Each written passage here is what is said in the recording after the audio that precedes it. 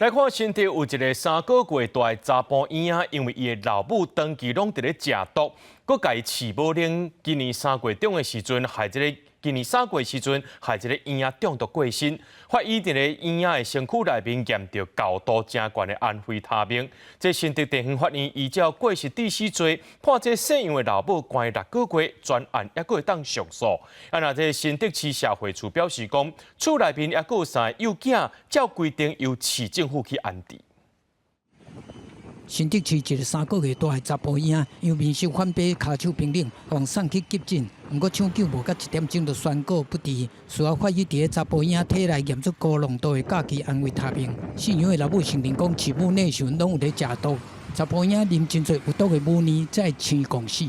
本件被告涉犯刑法第276条过失致死罪。本院审酌被告为了吸毒解瘾，轻忽被害人的健全发育，过失责任程度重大。同时考量被告坦诚犯行、上知悔悟等情状，判处被告有期徒刑6月，得1颗罚金。本案仍可上诉。查甫婴的老母照过失致死罪判6个月有期徒刑，会当改罚金，嘛会当上诉。新竹市社会处表示讲，因厝内有3个幼囡仔，照规定会由市府来安置，嘛会强制这个老母上亲子教育课程。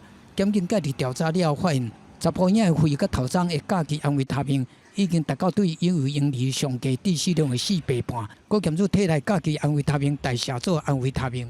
你说既然要喂母奶的话，那个平常如果有饮酒习惯的话，都真的是尽量避免。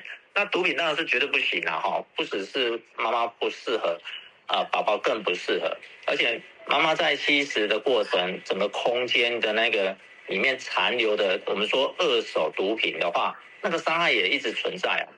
医生嘛进一步表示讲，母奶有几啊种免疫物质，甲必要营养素，会当提供婴仔天然的营养，无适合饲母奶的状况，包括老母本身得着免疫不全 HIV， 老母有肿瘤当咧做化疗，也是婴仔有先天凝糖代谢问题等等。